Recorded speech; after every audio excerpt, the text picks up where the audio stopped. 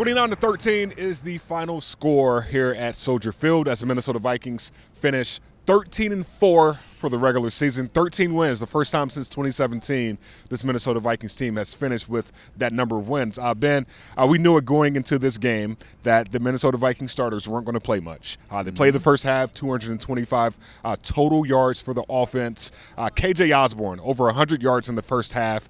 You did an interview to end the game on the field for KFAN postgame radio. Just your thoughts when you talked to him on his performance.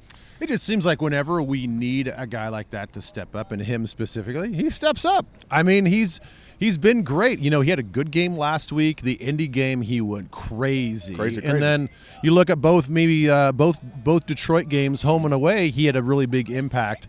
And so if JJ's getting bottled up, and now if Hawkinson's going to get bottled up, you know, we all know we can get out of Thielen, but, you know, we're always just hoping for this other X factor. Yeah. And throughout the whole season, he's been that. And so just love to see him get wide open. I'd love to see him breaking tackles. I mean, that's the one thing that I think is the hidden yards with KJ Osborn. He's a hard guy to tackle. Great lower body strength, breaks a lot of tackles, so I'm happy for him. Happy for him for sure, and happy for Alexander Madison. His first 2-touchdown game today.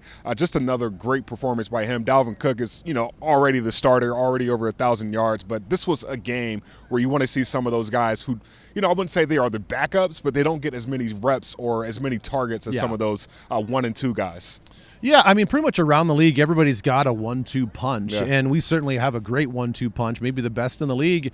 And, you know, especially when Dalvin, you know, goes down, looked like he banged his left knee a little bit on the ground, got checked out. No big deal. We saw him come back later in the game. But, you know, when you need a running back to go in and spell a guy, even if it's just for a series, it's great that you don't feel like the production's ever going to drop off. Right. You know that he's going to go out there and Alex is going to run for all those hard yards. He's going to create opportunities when sometimes an opportunity isn't there. That's what Dalvin's great at. Yeah. You know, he can find a hole sometimes when there isn't a hole, but there's a different dimension to the way Madison runs, and he's become a real threat out of the backfield as well. So just another great performance out of him, and it makes me smile thinking about what we have going in the playoffs. Going into the playoffs, that was the ultimate goal, was winning the NFC North. Get yourself into the playoffs. We did that, I believe, week 14. Of course, you wanted to do it a little bit earlier, but who cares? You're in the playoffs. But at the same time, coming into this game, the vibe was a little bit different. It was a little bit lousy. The atmosphere wasn't the greatest.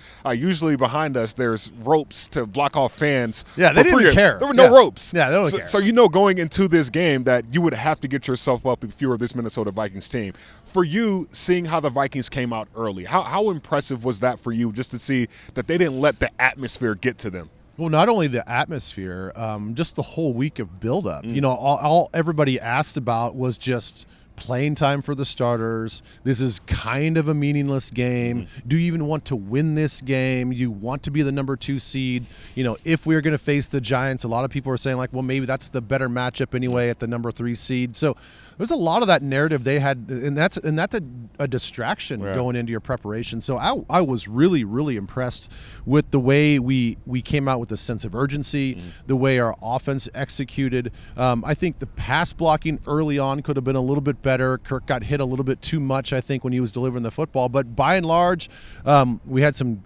good yards on the ground, and we were getting it done through the air. So the offense looked great, and our defense played really well as well. For sure. And I know going into this game, we went into knowing, okay, is Justin Fields going to play? Is he not going to play?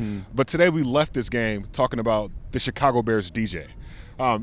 He was on point all day. You talked about him on the Minnesota Vikings radio network, but I just like the vibe and the atmosphere of just like how the ambiance was here, just with everybody knowing that, hey, you know, Chicago Bears, we kind of want to lose this game so we can get the number 1 overall pick, which they did. Yes, they did clinch it, yes. But understanding that, just the vibe of just this year, I feel like it was kind of summed up in today's game. Would you agree?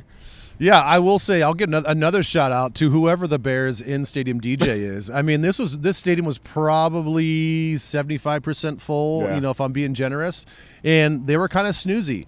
But he did not go through the motions. He brought it as if it was a playoff game for the Bears, and he had me dancing on the sideline. I was feeling really good about our situation. But no, to get back on track here, I mean, it's an incredible it's a remarkable season when you think about it.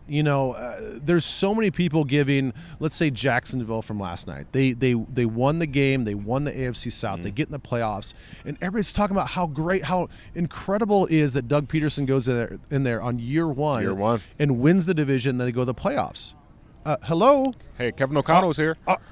What have we been doing all season long? Right. Our guy comes out of the gate as a first-year head coach with a young staff, and he just keeps winning games. And then we're clinching our division with weeks to go in the season. Right. So, for as much credit, and it's due, for those guys down in Jacksonville, I think we should be getting even more than that. And it maybe doesn't really feel like the narrative is that right now going into the playoffs right now at the end of the regular season. But I think that people have to give us the respect because it's been earned. They've played a lot of close games. I understand the point differential, all that stuff, but we're winning games. We're winning games, and we've got a lot of good things to be excited about as we play next week. Going into this offseason, right before Kevin O'Connell got hired, Kwesi Adolfo-Mensah talked about a competitive rebuild, and what that looked like was not turning this roster entirely over, but getting some guys in here to make plays, to be effective. Zadarius Smith, for example, Jordan Hicks, for example, those guys still healthy at this time of the year going into the playoffs. You've been in the playoffs plenty of times. Understanding that, what is so much different about playing in a big-time regular season game versus playing a home playoff game? Well, let me just say this to add to another player, Duke Shelley. Oh, absolutely. Duke Shelley, they brought in, about a quarter of the way into the season, was on practice squad for a little bit. They thought, maybe we can get some cute reps out of him on defense and maybe some special teams. He's pretty much solidified the other corner spot opposite Patrick Peterson and has done a really good job. So got a pick today. Those guys in the scouting departments, all that stuff, did a tremendous job, and developing him within the scheme as well has been great. But everything does change, when they kick off next week in the playoffs. It is the amplitude for the intensity, for everything, for the importance of every snap.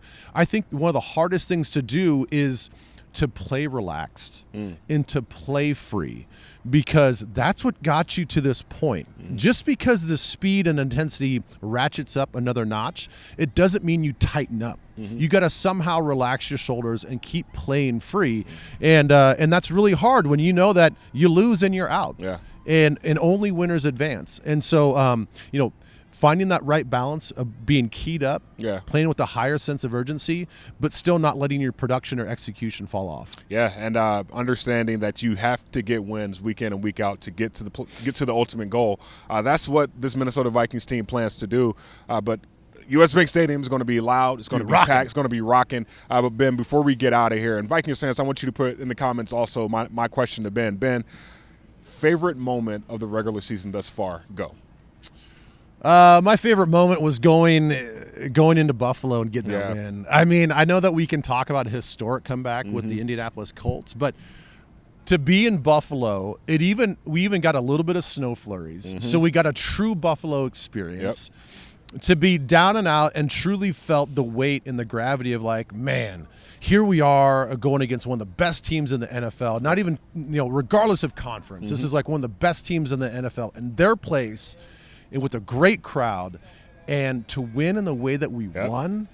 The fumble by Josh Allen, the incredible catch by Justin Jefferson, Dalvin taking that little slip screen. I mean, it was incredible. I mean, it was like something I'll never forget. You'll never forget that moment, and just the fact that was, honestly, in my opinion, our first true win, because the previous games we were playing against backup quarterbacks, no one really gave us a chance. And the fact that you get Josh Allen, he had a banged up shoulder, but he still threw for and ran for however 400. He looked 100%. He looked 100%, and you still get a win in that moment. You can't make it up. So this has just been a magical season, an exciting season, a historic season, and looking forward to running this thing back in the playoffs starting next week at home. It's not over yet. It's not over. It's not over yet. It's not over. And Vikings fans, looking forward to seeing you at U.S. Bank Stadium next Saturday, next Sunday. We don't know the schedule just yet, but just show up. Show up and scream as loud as you can, and make sure the team in purple finishes the game with the win.